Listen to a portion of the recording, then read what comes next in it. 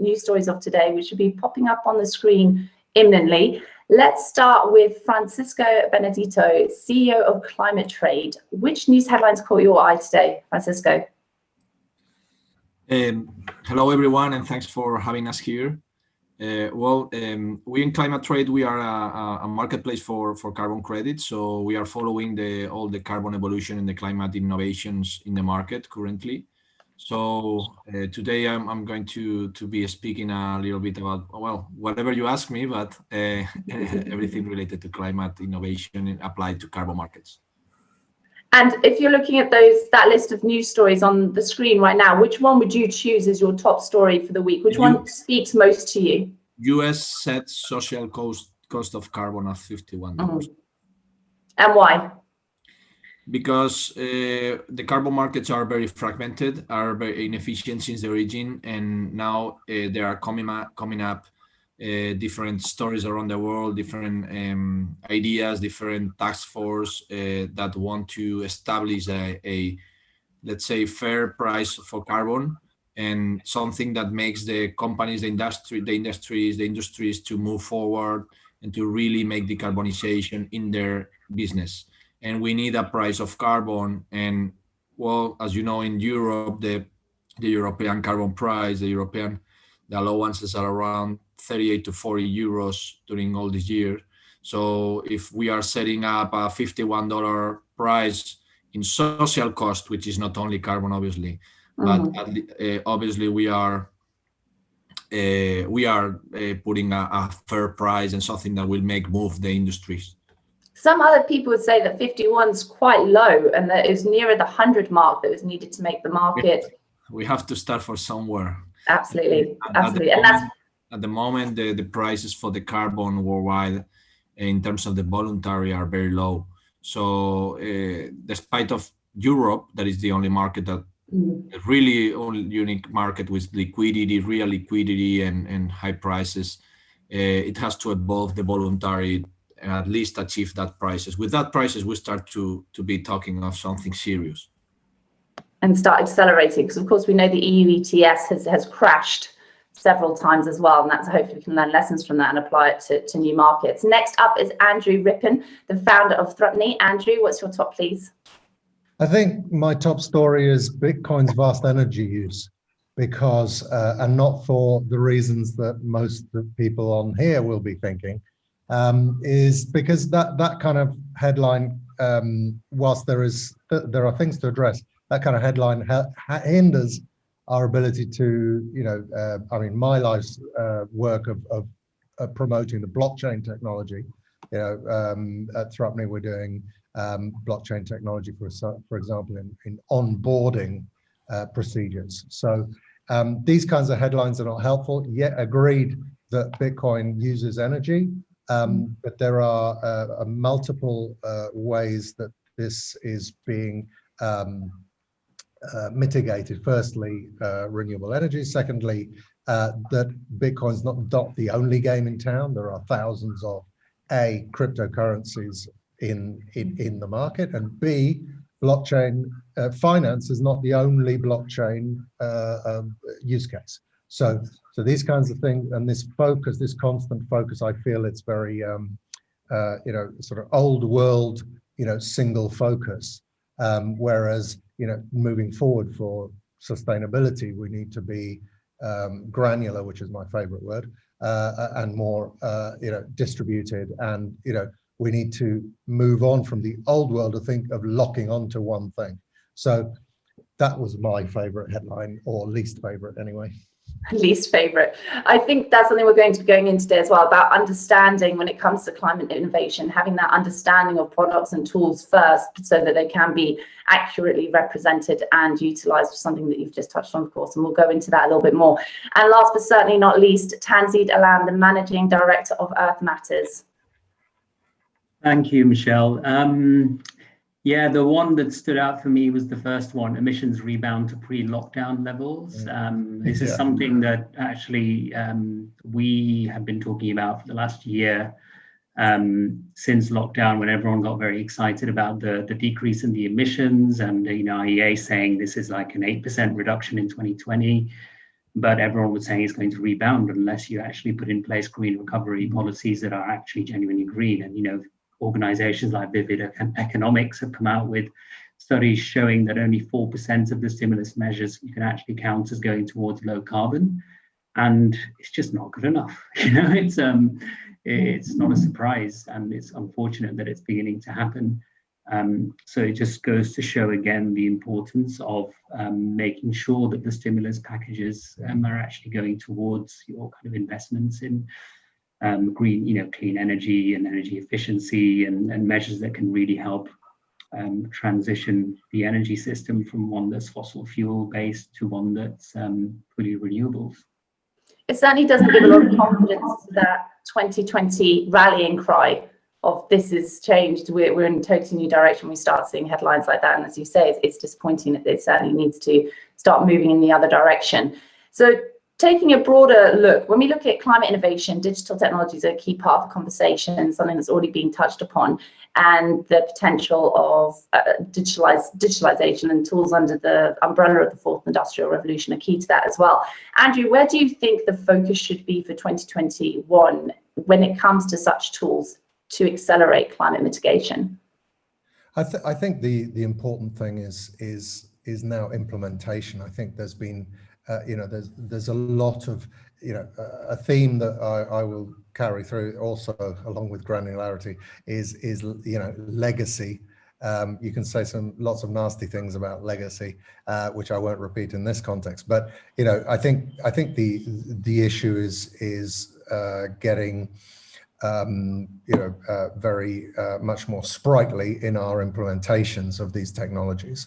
So when we look at, you know, all the technologies that need to be put together, and no technology is an island. So, you know, I may be Mr. Blockchain, but you know, we implement, you know, alongside AI, alongside big data, alongside all sorts of open source technologies and cloud technologies. So I think the thing is that stuff is happening. Obviously, cloud has gone from strength to strength. Distributed technologies are going. IoT, edge of the network technologies are going. You know, are going strength to strength. So there's a headline I saw yesterday. One of the major cloud providers, you know, is actually issuing hardware with their IoT edge of the network services. So that's just really, you know, productizing something that's already there, but it makes it much more available because boards and financial controllers can say, oh yeah, that's a serious product. So I think it's implementation that's the big thing, and getting over legacy and being able to make proof of concepts that are actually things that can be turned into real work. So again, coming back to granularity, you know, even very large concerns such as a country or city government, or for example, the work I've been doing with the European Commission. So that was with the 27 EC countries plus another 2, so 29 countries. But we managed to make a proof of concept in 6 months that is now being basically upgraded to go into production, which took another year. But you know, doing something initially to test it out, if you're afraid, great, but do it so that it can then become something useful. To me, 6 months seems quite a speedy timeline to get that level of coordination between all those nations, and obviously followed by the 1 year. Do you feel that that's fast enough overall for other projects to be following similar timelines? Well, I mean, the expression was that, you know, nothing has ever happened, you know, at the European level at that speed, you know, on a technology level. That's not decrying the European Commission because it's working with 27 countries, right? So this is a massive engagement issue. So I think that speed is it's important, but speed with the relative context. So as I say, the European Commission, you've got 27 plus 2 countries of the EA, you've got 29 countries to agree stuff with. You then have to play in what we've done is implement appropriate governance. So the governance of that project enables a much smaller group to act. So that helps because you can get the overall oversight of a large group, but having a much smaller group. And then having that top-down structure, of course, starts to address the educational factor as well, and it's a much more focused effort. Absolutely. I mean, I think a lot of the people who've come into this were fairly new, for example, to some of the technologies, and have gone back to their countries and gone, "Oi, what about this? What can we do here?" So I think, and some countries have said, "Oh, we'd like to take that European technology and use it as our national technology." Some other countries have said, "Oh, that's a good idea. We'll do a copy of that." So absolutely. So action creates more actions. And, you know, I think that it's always the case that you have unknown results once you start. But as long as you're moving, you know, things will happen. You don't know what you don't know until you give it a shot, I guess. Exactly. Francisco, just taking the idea of blockchain, as obviously you do a lot of work with carbon offsetting, how can blockchain help with the broader picture of establishing a carbon price on regional and then ideally on global levels later on? What kind of steps need to be taken to make that a reality? Well, we were one, as Andrew was mentioning, no, we need to start moving, and we were one of the first moving on blockchain applied to climate in 2017. I founded ClimateCoin at the very beginning, and then ClimateTrade, and I'm in the European Union working also in the different blockchain and technologies in ADBA and Climate Change Coalition of the United Nations. So we've been working on this since a long time. And you know, it was not easy at the beginning because as Andrew said, it was too early, and I think that now is the right timing. No, now is the right timing for this. This is not a new conversation, of course. The use of blockchain into it is new, but the idea of pricing carbon itself is far, far from new, isn't it? Correct. So the idea of blockchain, I mean, it is a revolution, but it's a revolution in our opinion, in different aspects of value chains and supply chains. But basically for us, it's transparency and traceability. We had a big problem in transparency and traceability with the carbon markets because obviously this is it was a product that it is not a financial product, but it was sold by brokers. It is sold by brokers. Even each bank had their own department on carbon. So and there are a lot of concerns over grandfather credits, and there are a lot of concerns over CDM and the accountability of some projects. And there've always been a lot of questions, haven't there, like you say, about the accountability of it. Yeah, the point is that normally whenever it is there is a speculation in a market, some things go wrong, and if you don't have measures to guarantee the transparency, because only in the case, for example, canceling certificates in the registries. So you don't have a proper accounting because everything is manual. So that is evolving. No, we built the first blockchain registry in Spain with the Stock Exchange of Spain, and we are doing also there's another one in Colombia that is also digital and blockchain. So the things are evolving. So we need the markets to function correctly, and to have a more stable price, which is basic for being able to move. And obviously the CDM is another story that I don't want to pronounce it myself, but it is something that we have to work out, and I hope this year in the COP it will be done. I mean, the critical question is scalability. How quickly do you see this being scaled up? There are some initiatives that will help to scale this up. I mean, governments, big companies, everyone has clear that this is measuring, reducing, and offsetting at the very end, but it is basically reducing and making more efficient your processes. So in terms of scaling up this, now there is a lot of efforts putting together public and private, which is the solution for climate change is public and private together. So there is a lot of efforts put there. There are task force, and there is people that are talking about the same things. And so I think that this is going to be a scaling up within the few 3 years at least. Within now to 3 years, everything will be pretty much digital. No, is what we expect. So using blockchain for carbon offsetting, perhaps not a carbon price just yet, but carbon offsetting at least, should be the norm within 2 to 3 years by 2025? I mean, there are other ways to provide transparency, but the best one is blockchain.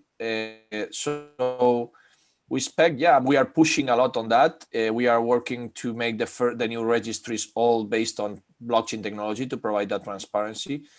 So it should be a matter of, if you tell me blockchain specifically, for sure the digital MRBs, but talking IoT and AI that was talking Andrew, basically IoT, which is the basics of digital MRBs. But for blockchain, maybe a little bit later, but between 3 to 5 years, not more. 3 to 5 years for large scale adoption of that. Tanzeed, taking these comments so far from your experience and your engagement directly with the market as well, do you see a huge step change in the awareness of how important such tools are to help with climate change mitigation, or of the negative impacts of it anyway? Have you seen a big change? In the Gulf region, you mean? In the Gulf and broader. Yeah, it's beginning to be. I think in the Gulf region, it's probably a bit further behind than others, to be honest. But I think there's some welcome moves in the right direction. I'll give you an example of how this can tie together with some of what Francisco and Andrew was talking about. We've had some clients, corporate clients, who have kind of multinationals who have their regional headquarters in the UAE and the wider region. And one of them is Engie, and they have a global goal to transition to net zero carbon. As part of their strategy to transition in this region, they're looking at nature-based solutions as a way of long-term offsetting some of their carbon emissions, because they own and operate a lot of power plants and desalination plants here. So we helped to kind of get them an last kind of end of the mile solution, which was they're looking at using drones to now actually replant mangroves in coastal areas here. And over the 20 to 30 years of that period of that project becoming mature, and hopefully the mangroves being mature and absorbing the CO2, it will really help them as kind of a pilot project to test the ground.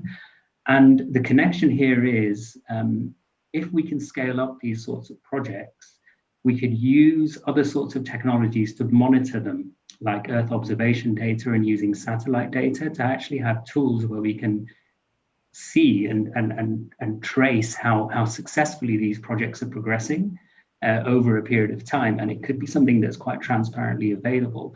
Now, wouldn't it be nice if we could connect that kind of creation of projects with blockchain technology, where people can actually go and put their money into a specific credit that comes from these projects in a very transparent and open way? That hasn't happened yet, but it's a case of the ecosystem is there of the stakeholders with the right kind of interest. The technology providers are there. People like Andrew and Francisco is working on this as well. So wouldn't it be nice to actually create something that joins these dots together and tries to scale it up? Because I think there's a lot of more appetite now for individuals to want to invest in these sorts of solutions to make sure that their money is doing good.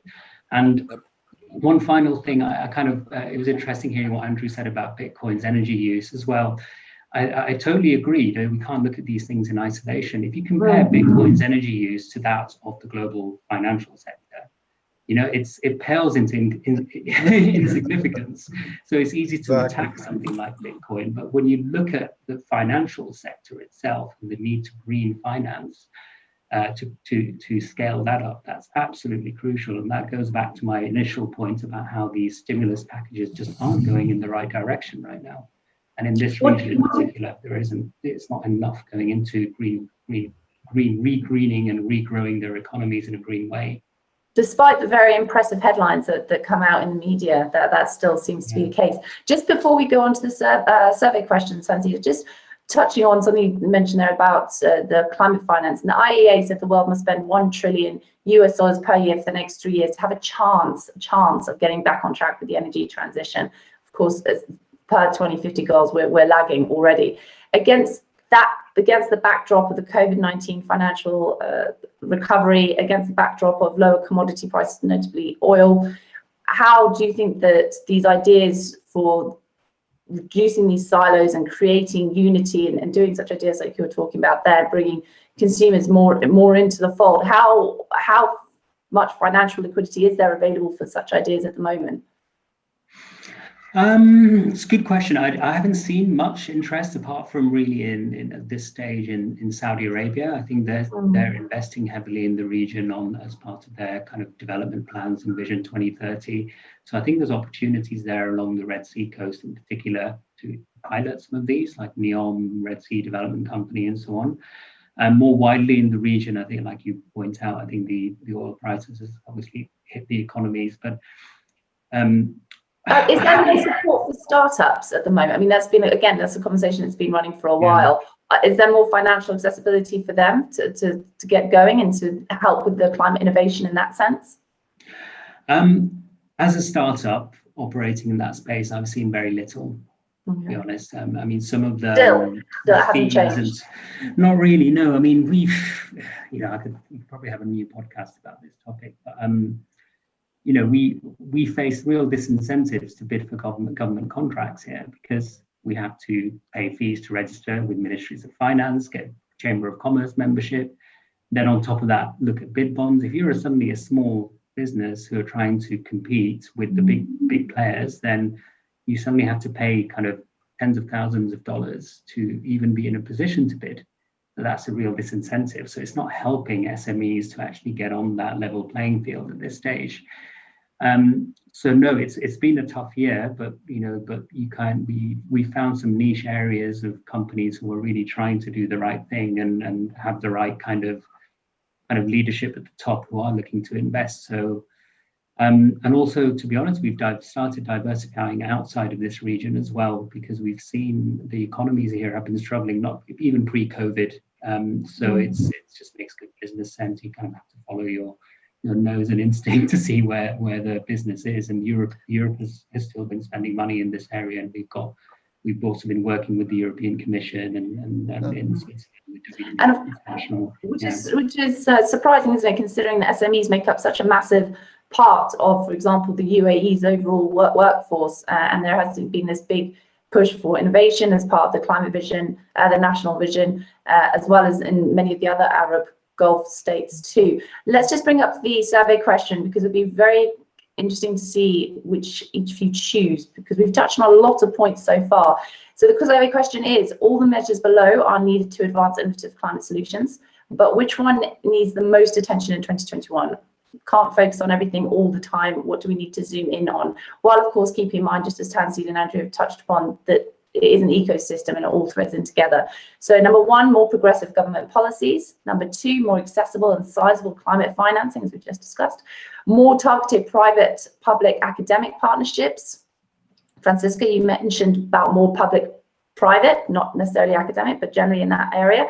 And addressing consumption habits more aggressively, which we haven't gone into too heavily yet. But is this the year when really it comes down to consumers to be a lot more active about not just being aware, but proactive about how they manage their energy consumption? So we'll give that just a few minutes. Andrew, just to touch on the sources of innovation, while we wait for everyone to have a chance to vote on that, they're generally widely dispersed, and supporting R&D in a broad portfolio of complementary fields, not just the blockchain, not just the AI, not just the digital twins, as we've discussed as well. How critical is it, and Tanzeed's touched on this with a different angle, but how critical is it that we start seeing reduced silos between countries, so from a much higher level when it comes to combining their R&D efforts? We're seeing more on a corporate basis, but what about on a government basis? Yeah, absolutely. I think there are some interesting examples that I've already touched on, the European blockchain services infrastructure, where, as I say, 27 plus 2 have got together. And but Europe is very progressive already. So what about other areas? Yeah. They're doing a great job. Yeah, absolutely. But also I've seen some interesting pieces in the region. So, for example, for over a year, I think now, the UAE and Saudi Arabia have been working on a trade, a way of leveling out trade finance between them, so that would therefore enable more efficient trade between the two countries. So these kinds of things are happening. And I think that sharing between cities, so I mean, the smart city type movement, where cities have started to say, well, countries aren't only the only player in town, we also need to talk to other cities around the world. And I think that's a useful thing that has driven, so for example, the Smart Dubai stuff that started 3-4 years ago, smart city initiatives in Saudi Arabia, talking about this, the Middle East region, but also around Europe and elsewhere. So that that's got more granular in the sense that cities are saying, oh, hold on, you've got some open data initiatives specific to cities, great, well, let's do that. So I think one of the and that touches on one of the enablers to this, which is open source software. So open source software enables local talent to leverage global talent and create local initiatives. So that's another way, along with obviously major vendors who are cross-national and cross. I think one of the interesting things, coming back to the European example, is that they've actually had a lot of interest from countries outside Europe to then leverage this technology in their dealings with Europe. So there again, multiple multinational entities are doing similar things and are starting to say, okay, without over this and slowing this down, when is yours available and can we connect it to ours? Yes, exactly. Let's not reinvent the wheel. We just simply don't have time. Of course, that's something that's always been said in corporate circles. No need to reinvent the wheel, but I think now there's much more urgency associated with it, and perhaps getting rid of the middle circuitous path a lot more, and just getting it done. Should we pop to the survey results? See what has piqued the most. More progressive government policies. Okay, Francisco, can I ask which one you chose, please?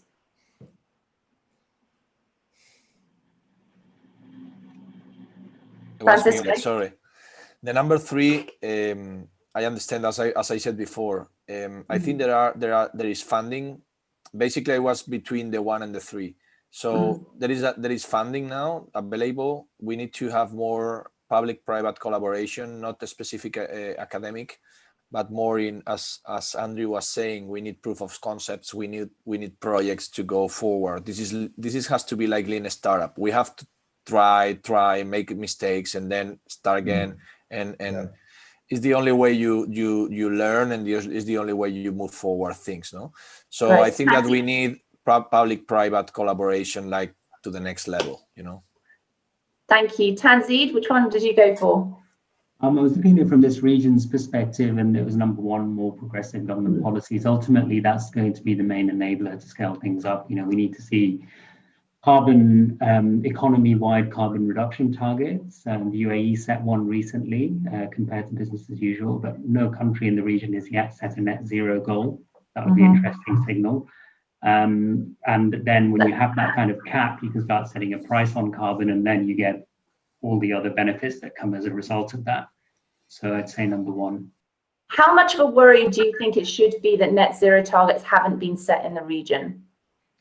I don't think you should be too worried. It was always going to be further behind, given how much it relies on oil and gas and the international markets, and how much they still rely on this region to provide their oil and gas. And I think it's a mindset shift in the leadership is beginning to happen, and as we get more and more kind of younger leaders coming up through the ranks in the region, it's going to change, and as they have more experience on the ground of projects that are generating kind of real savings and benefits to their economy and creating jobs, and we start tracking that and seeing the benefits, I think it'll only be a virtuous kind of circle then. So it's still early stages here in the region. It's further behind others, but we'll get there.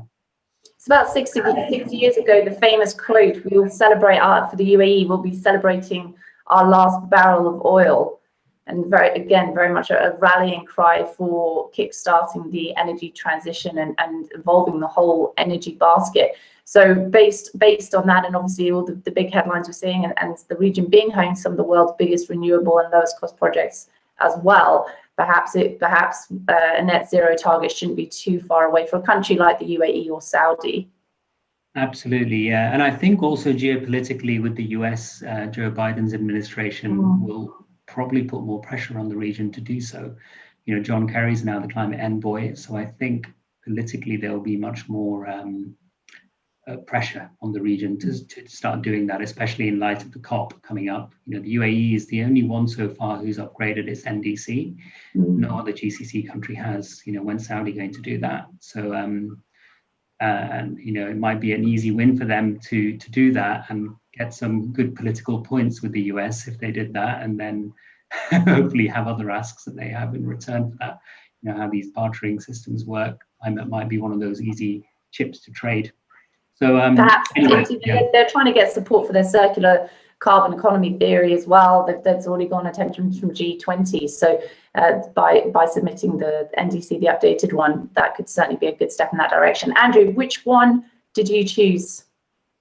I think choose a different one? It's somewhere between 2 and 3, although it's disappeared on my screen. But anyway, but it's something between the sort of more accessible and not really sizable, but more accessible and granular financing. So again, as in the theme that has been discussed by all of us, but Tanzeed and Francisco have mentioned, we need to get some projects out there that are testing the ground, that are doing positive actions, and boosting and confidence. that needs financing.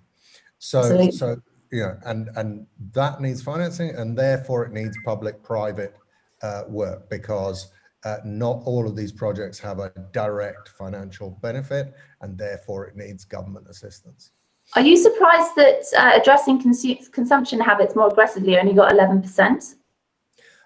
Very surprised, but in a sense not, because I think that is one. It's an area that's not attractive. It's not easy boring, to sell. It's a boring area.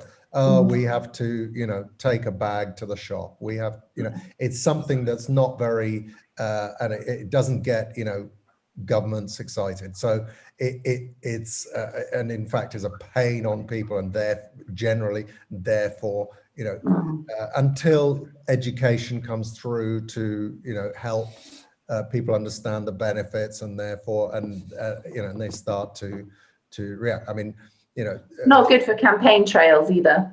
Well, exactly. So that generally gets left on the bottom, and I can make a comparative between the regions. So, here in the UAE, I have 2 bins, and in Italy, I have 7, I think. So, the recycling is much more granular over there. So, but, so it is a pain. So it's understandable it's not popular, but it is absolutely, consumption has to be changed. For example, when we're talking about the levels of activities and pollution going back up to pre-COVID levels, we have to work out, what have we learned from COVID? Can we do less travel? Can we do less commuting? Can we,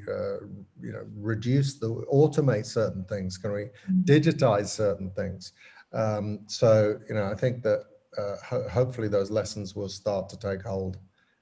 Before we wrap up, I'm just going to ask a rapid survey question, a rapid fire question, and the answers for all of you are no, yes, and maybe. I'll ask each of you in turn. With climate innovation, on a global basis, is it on track? Is it going fast enough to meet the 2050 climate goals? Francisco? Yeah, climate innovation. No, yes or maybe. Those are the only options. No. I know, obviously. As I tell you, being part of some of the organizations that are leading the space on climate innovation, I think Francisco, those are the only options. So yes, no, or maybe to the question. Okay. Sorry, I understand not to say yes, no, or maybe. Okay, yes. Yes. Okay, that's brilliant. What about you, Andrew? Yes, no, or maybe? Maybe, but a doubtful maybe. A tentative maybe. What about you, Tanzeed? No, more can be done. And more has to be done. We have to de-risk solutions. We have to scale up the solutions in areas that are hard to reach the emissions reductions, like cement, steel, heavy industries, for example. So that requires much more investment. So that's a no from you. Okay, we've got quite a mixed bag there, but we'll wrap it up. Thank you very much. We've got a lot to chew on, and very much appreciate you joining us. Thank you. Excellent. It was a pleasure. Thank you so much, Michelle. Thank you. Thank you all. Nice to see you all. Bye. Bye.